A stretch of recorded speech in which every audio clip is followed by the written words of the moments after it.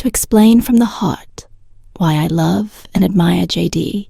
and stand here beside him today, and why he will make a great vice president. She's poised brilliant and rarely seen without purpose. Usha Vance, the quiet, yet commanding Second Lady of the United States, has long stayed just outside the spotlight, until recently a fleeting moment, a slight shift in public routine. And suddenly the internet lit up with questions. Was it just timing or something? More divorce rumors swirled online after a viral post suggested a separation was underway. It wasn't confirmed. It wasn't sourced, but it was everywhere. And though the claim was quickly discredited, it opened the door to a deeper look into the Vance household as images circulated and narratives emerged. The real story wasn't just in the headlines, but in the details. People almost missed from candid moments to quiet distances. One thing became clear when Usha Vance moves, even slightly. The nation watches the quiet power behind the Vice Presidency Usha Vance.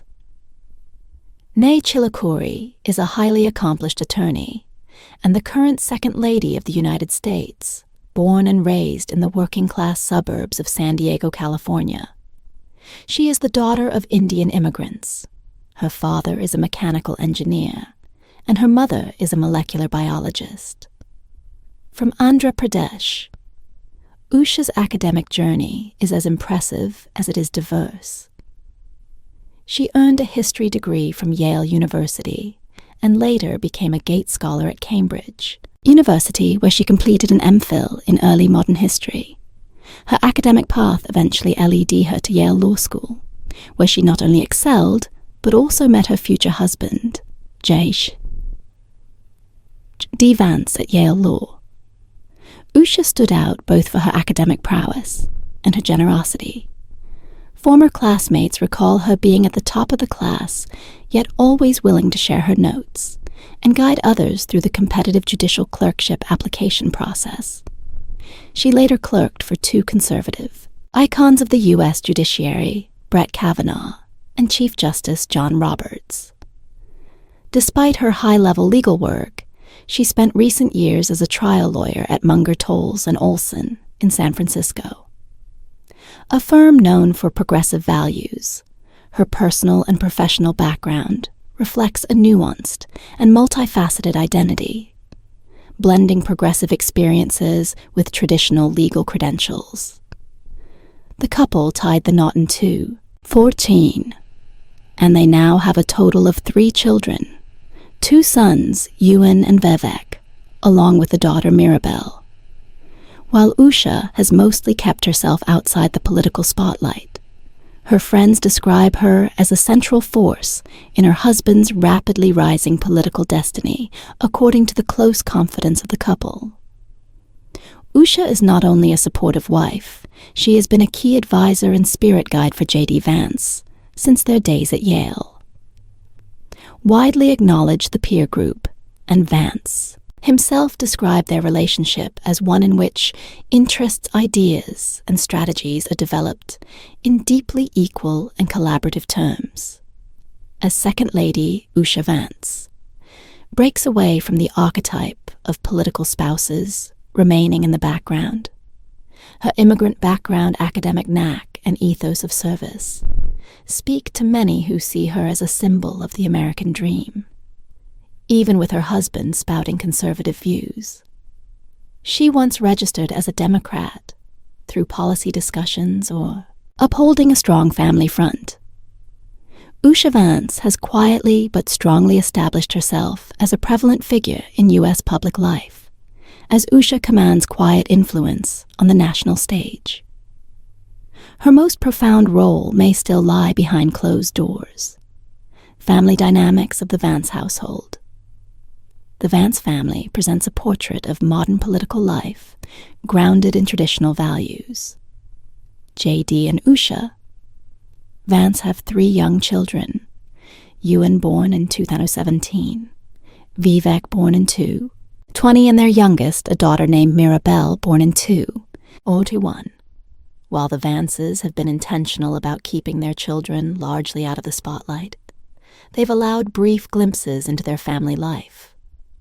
During major political moments, the vice president has repeatedly emphasized the importance of providing his children with a stable, loving home, something he lacked during his own troubled upbringing, which he chronicled in his memoir, Hillbilly Elegy. Despite their parents' high-profile roles, the Vance children have remained relatively private, occasionally appearing during public events on Election Day 2-4. The family was photographed, voting together in Cincinnati Une, and Vivchek were seen alongside their father, while Usha held baby Mirabel. Their presence at key milestones, such as J.D. Vance's vice presidential inauguration in January 2025, subtly communicated the family-first philosophy that J.D. often credits for anchoring his personal and professional life. Public statements from J.D. Vance will show how much he has been shaped by his children before the audience at the 2004 Republican National Convention.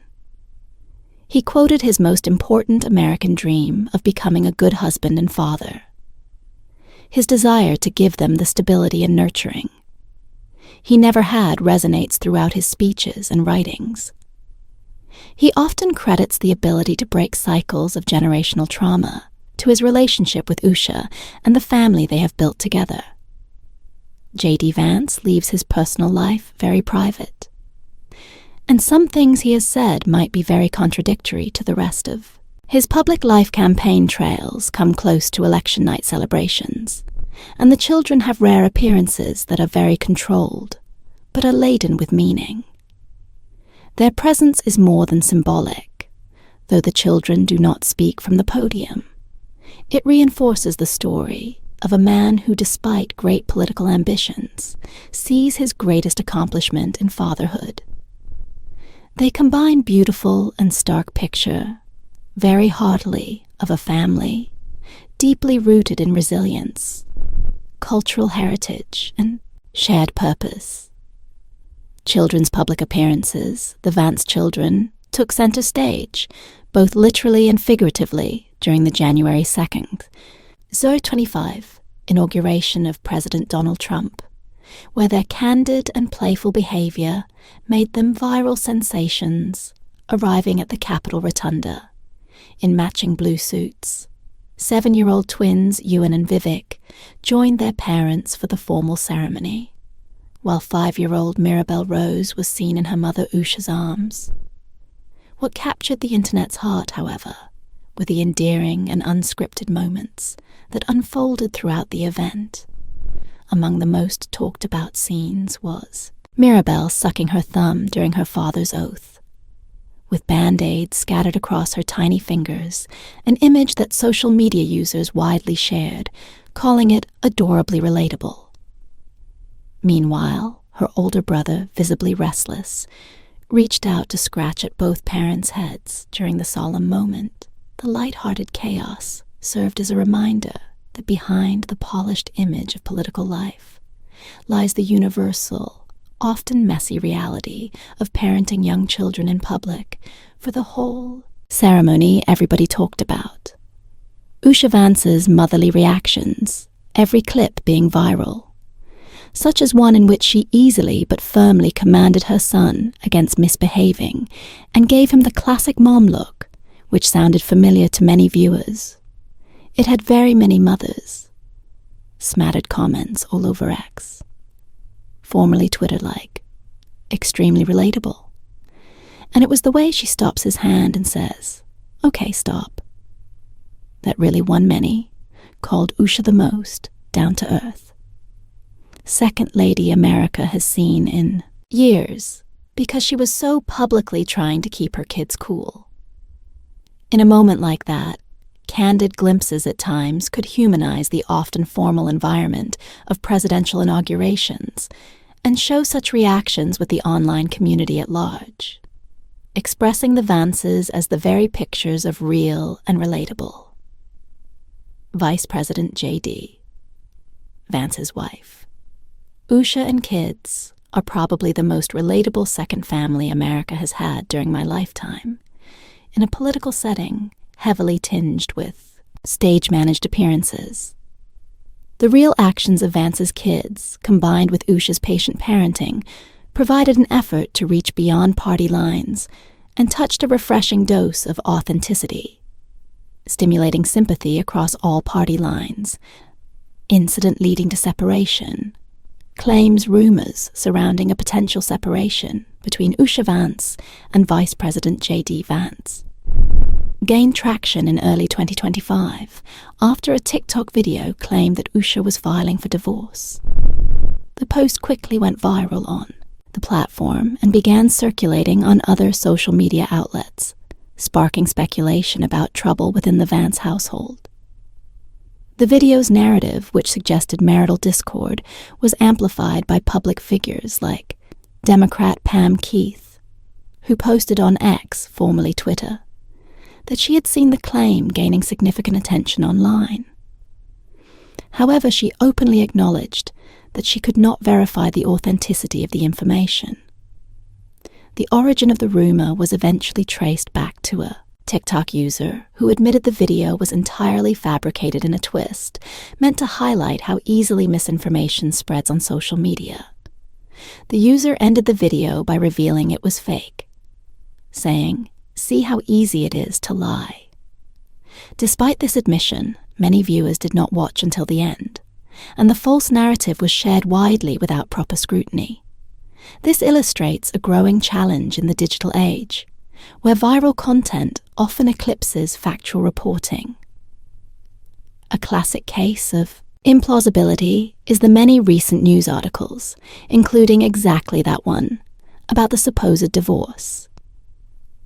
Usha Vance was seen loud and proud, cheering for her husband at the 2024 Republican National Convention, and has attended several political rallies with him. Their highly supportive and collaborative relationship has been in the media spotlight since 2014, when they got married after meeting at Yale Law School.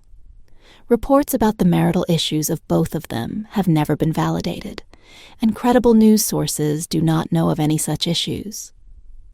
Allegations in politics are subject to all kinds of misinformation, especially in attempts to smear the character of candidates right before major political events. This is another example of politically motivated misinformation, as since the time separation allegations were raised, J.D. was preparing for his vice presidential debate against Democratic Governor Tim Walz. The whole rumor was a political distraction based on no fact or evidence at all. Usha Vance and J.D. Vance were always showing unity in public, and were never really looking to separate, as was claimed by the rumor joke gone viral. The speculation around Usha and J.D. Vance's marriage took another turn in March 2nd, 25, when a seemingly offhand remark by the vice president sparked unexpected backlash while speaking at an event in Michigan. Vance praised his wife's role as second lady, but added the cameras are all on anything. I say no matter how crazy, she has to smile, laugh, and celebrate it. Though clearly intended as a joke, the comment triggered a wave of criticism across social media platforms, with many users accusing him of treating his wife as a political prop. The backlash quickly escalated with hashtags calling for his independence, trending online, and users interpreting her visible smile during the moment as forced or performative comment provided new fuel for critics who had long questioned the dynamics of the Vances' relationship, particularly given Usha's relatively low profile in public discourse. Her reserved demeanor has prompted some to speculate that her private beliefs may diverge from her husband's increasingly vocal conservatism. This dissonance, perceived or real, has become fertile ground for internet speculation. As the comments spread, responses ranged from sarcastic jabs to genuinely concerned posts, suggesting that Usha's well-being might be at risk, despite no evidence indicating any actual marital problems. It was a silence, not a statement from the Vances on the cresting wave of public frenzy. Public opinion was normally expected to do its business online. Such silence was strategic. Historically, the approach has worked well for the couple on keeping their lives private, regarding publicity, while the world makes such noise. Usha Vance continues her ceremonial duties, without rival appearing prominently, and in support of her husband in his official capacity. Thus, there has been no indication through legal documents, press releases, or valid investigative journalism that their marriage was on the rocks. This event is emblematic of the trend toward generally politicizing private relationships, particularly those among public persons. Speculative tales have been flourishing about the Vances because the facts appear insignificant snippets of very casual dialogue, being weaponized as evidence of deeper issues, while it remains fair that one's conduct is scrutinized by the public in relation to the elected officials, equating uncomfortable jokes with marital dysfunction. Has no journalistic footing without strong evidence to back it, the rumors continue to ring hollow. They remain speculation rather than well-grounded fact, just as the dust began to settle from the viral joke backlash.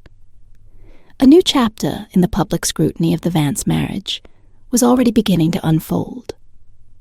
This time far from the campaign trail. Cold front in Greenland, tensions between Vice President J.D. Vance and Second Lady Usha Vance drew widespread attention during their high-profile diplomatic trip to Greenland in March 25. The visit, originally planned as a cultural engagement for Usha and their son, quickly became the subject of media and public scrutiny due to a series of awkward and distant interactions between the couple eyewitnesses, noted that Usha exited the aircraft ahead of her husband and kept a conspicuous physical distance throughout their arrival, sparking speculation about underlying marital strain. Reports suggested that the itinerary of the Greenland trip was significantly altered at the last minute when Vice President Vance decided to join what was initially intended as Usha's solo engagement. This change reportedly shifted the focus of the trip to JD's political agenda, sidling the original cultural purpose. Observers pointed out small but telling moments, such as Usha not waiting for JD to open the car door, as subtle signs of dissatisfaction, while seemingly minor. These behaviors fueled widespread rumors that the Vance marriage was in trouble. The speculative air surrounding the journey was compounded by its circumstances.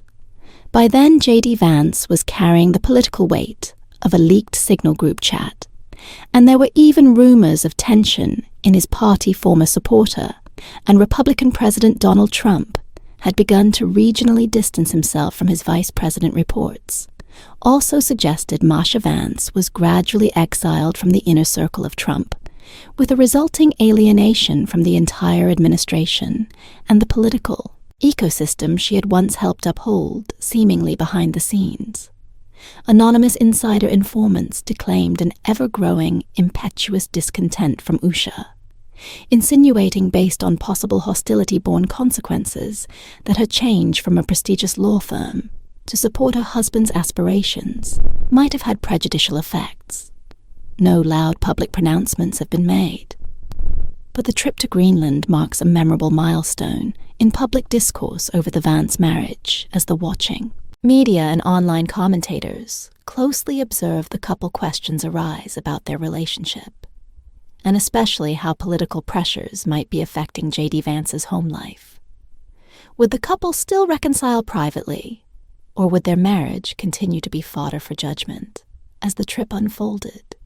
Jack Schlossberg trolls again.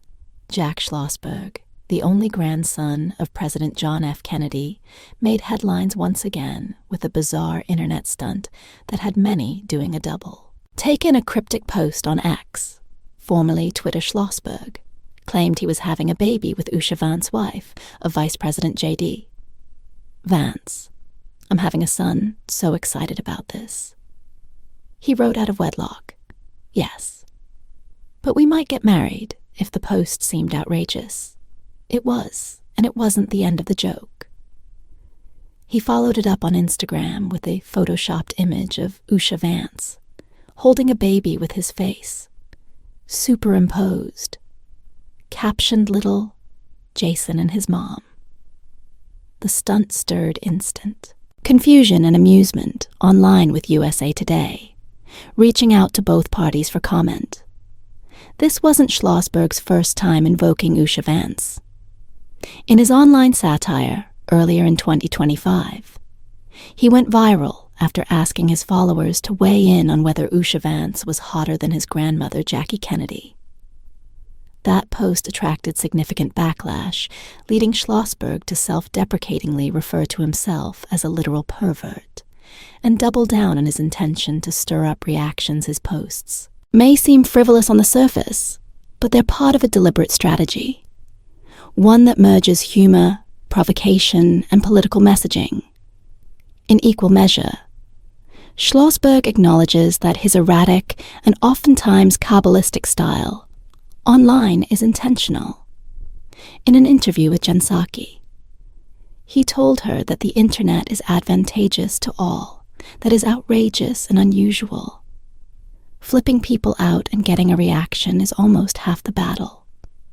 He said to him, "It is satire, and it serves as a commentary on the digital media landscape. Harassment one way or another engages people into a discussion about that issue, one that he sees as pertinent to younger Democrats. But he is more than a provocateur. He is a young political journalist whose writings can be found in major publications such as New York Magazine and The Washington Post, and who was recently named a political correspondent at Vogue. He is unapologetic about ambiguity and risk, even admitting that he doesn't mind creating outright fabrications. Every now and then, I can't help but laugh that people believe something so stupid.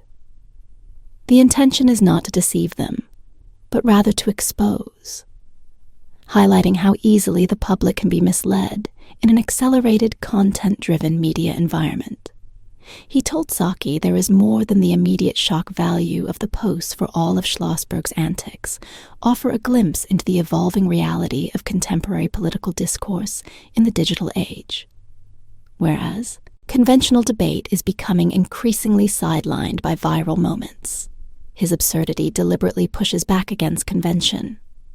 One strand of cultural criticism notes that this type of provocativeness blurs the very distinction between satire and political comment, another sign of a generational shift toward embracing irony as a shield and a weapon for critique, his last stunt that represents not just shock and awe, but a new gear for a young breed of political heirs to engage. Audiences disrupt pre-established narratives and invite dialogue on authenticity in public life. In other words, his opus is a contemporary representation of political theater, forcing audiences to question not only what is being said, but how the digital arena has transformed the very nature of political expression. Greenland visit sparks, global ripples. Tensions flared in late March 2025. A second lady, Usha Vance, prepared for a cultural visit to Greenland amid ongoing controversy surrounding U.S. interest in the Arctic territory, while the White House framed the trip as a goodwill mission to celebrate Greenlandic heritage. With Usha and her son set to attend the national dog sled race, Avanata Kimwirusu, and visit historical sites, Greenlandic leaders reacted with frustration. Outgoing Prime Minister Mute Egede and other officials strongly condemned the planned visits by Usha and Trump's national security advisor, Mike Waltz, citing the lack of official invitations and accusing the U.S. of displaying political aggression. The uproar occurred in the wake of increasingly provocative comments by President Donald Trump who had reignited talk of acquiring Greenland for strategic and economic purposes. Trump's implication that Greenland could become part of the U.S., possibly with NATO's blessing, intensified local fears of American overreach. As a result, the planned visits were seen not as benign cultural outreach, but as veiled political. Maneuvers Egede called Waltz's presence a demonstration of power, while Greenland's probable next prime minister, Jens Fredrik Nielsen, accused U.S. officials of disrespecting the island's autonomy. Reconstructing the story was all U.S. officials could do. A National Security Council spokesperson said such visits resulted from efforts to promote economic cooperation and cultural understanding and strengthen ties with citizens and institutions in Greenland. It was also necessary to have meetings with the U.S. military personnel stationed at the long-standing American base on the island. These explanations, however, did not satisfy Greenland's leaders, who were already on edge about Trump's annexation rhetoric. That controversy then rolled into the broader geopolitical landscape, becoming one of the most significant campaign issues in the latest elections held in Greenland. Trump told Congress that he supported the self-determination of Greenland, but referred to the high possibility that his statements would be viewed by many as an attempt to meddle with the political future of the island. Speaking of joining the United States, has little favor with the Greenlandic. Recent surveys indicated that while nearly 80% are in favor of independence from Denmark, an even higher percentage are against U.S. annexation. Usha Vance's visit was then not meant to be politically motivated and cultural, but fell inevitably into the crossfire of rising international tension. Indeed, many Greenlanders would argue that a real cultural exchange requires close connections with local communities, rather than just a pompous visit with high-ranking officials. Renowned cultural anthropologist Søren Larsen put it more succinctly: a visit orchestrated without listening to the local voice only deepens the sense of alienation. This is what goes for many Indigenous artists who argue that Greenland's heritage survives through personal connection and dialogue without being ignorant of the island's cultural realities. They say even the most noble cultural mission can seem hollow. Such insights offer critical lenses for viewing Usha Vance's visitation. Indeed, even gestures to celebrate tradition can be perceived as imposing if they are misdirected, away from the authenticity of local people. Usha Vance's former firm versus Trump. The law firm where Usha Vance, wife of Vice President J.D. Vance previously practiced law, has taken a bold stance in a growing legal battle against President Donald Trump's administration. Munger, Tolley & Olson, a prestigious California-based firm, filed a court brief on behalf of over 500 law firms, warning of what they call a grave threat to constitutional governance, posed by Trump's attempts to penalize legal organizations that oppose him. The brief was submitted in support of Perkins Coie, a firm targeted by Trump for its past representation of Democratic figures, including Hillary Clinton. According to the filing, Trump has ordered a series of punitive actions against certain firms, revoking employee security clearances, canceling government contracts, and barring access to federal courthouses. These measures have sparked alarm in the legal community, prompting widespread concern about the potential erosion of the rule of law. A federal judge has already blocked enforcement of Trump's directives against Perkins Coie, citing protections against political retaliation for legal advocacy. The filing by Munger Tolley emphasized the nonpartisan nature of the issue, stressing that attorneys must be able to represent all clients without fear of retribution. USHA's Vance worked before finally resigning in July 2024 at Munger Tolley's Washington, D.C. office, a few months after her husband was named Trump's running mate. At the time, she cited family reasons as the goal for which she wished to focus on her family, the move of that firm to speak out against the Trump administration's legal crackdown. puts her profession in the limelight. For that political contrast between her former employer and her current standing as Second Lady. The case further underlines the growing opposition that has developed among those in the legal community over what it considers authoritarian coercion, while Munger Tolls and other medium-sized companies have joined in the opposition. The giants in the legal world have played it safe. Some are like Paul Weiss and Scotland Arms, whose officers settled for having the government drop sanctions against them in exchange for free legal services. Others like Wilkie Farr and Gallagher, where Doug Mhoff, husband of Camilla Harris, previously worked, have been criticized for their lack of resistance. Mhoff was recently given an opportunity to deliver cutting critique at Georgetown Law School, urging lawyers across the country to defend their democratic values and principles of the rule of law as legal practitioners and even academics have increasingly spoken out. However, power and integrity in law have become a defining battlefield of the 2025 legal landscape. Beyond the legal intrigue, scholars and cultural observers compare this action to historical instances of political repression evidence that a turning point has arrived in law and power, relations when political leaders attempt to weaponize bureaucracy, to silence dissent, the entire foundation of legal advocacy is at stake. Stanford law professor Lisa Gonzalez said, "This view is also held by the media analysts, who noted that such punishments were likened to those that characterized more tempestuous periods of American history, and they warned that if not kept in check, they would herald the bulkier erosion of civil liberties." This captures how the showdown in law is more than just an administration's policy. It encapsulates issues central to any meaningful democracy: fairness and accountability. But while her former firm takes legal swings at the Trump administration, Usha Vance herself remains an enigma, playing a very different kind of game. The unscripted Second Lady, unlike many of her predecessors, Usha Vance is not content to be simply a ceremonial figure, nor is she overtly political. Instead, she presents a rare blend of reserve and intentionality, someone who enters the public eye only when it matters.